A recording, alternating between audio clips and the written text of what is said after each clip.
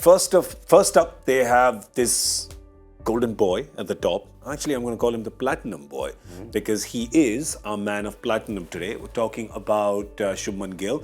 And as we've told you, men of platinum have qualities that everybody aspires to. And today, we're talking about Shubman Gill because he's got, well, I think it's just all the qualities, but self-belief is the one thing that we're talking about today because here's a guy who a couple of seasons ago was left by his team, the Knight Riders, who must be solidly regretting it at this moment, but also so much talk off the field about his strike rate and his strike rate being low, Pommie. Look at this season. It's not just the runs, it's also the speed at which he's got them, and he has just zipped up all his detractors.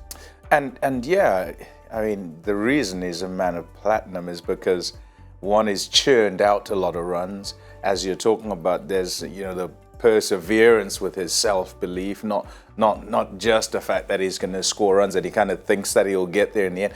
And you know what? All of it done not by changing his game per se. He still plays like Shubman Gill plays. And by that I mean he's not a slogger. He can't slog it. I remember when he was at Kolkata and strike rate was an issue, and he tried a few times to slog it and he'd just get out. He'd look horrible doing it and just get out. Now he continues to score beautiful runs and still at a rate that everyone desires. Yeah, and that's why he's our man of platinum, because it's beautiful runs, and it's beautiful runs against everybody. There seems to be no Achilles heel. Spin, pace, he's got it all. Oh, he's got pretty much the whole game.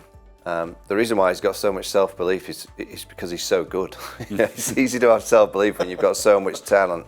And it's no surprise that he's the man of platinum because, you look at Indian cricket and you look at, Sachin, who was, the god for many, many years with the bat in hand. Virat's taken on that mantle. He's the closest that could potentially take on the mantle once again. He's still got a lot to learn in Test cricket. I think in white ball cricket he's exceptional. T20 cricket, back-to-back hundreds in the IPL. I think the history books tell you that's very, very difficult to do.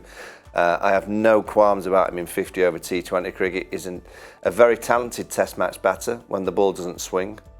When the ball swings around, I still think he's a bit vulnerable with his hands going at the ball too much.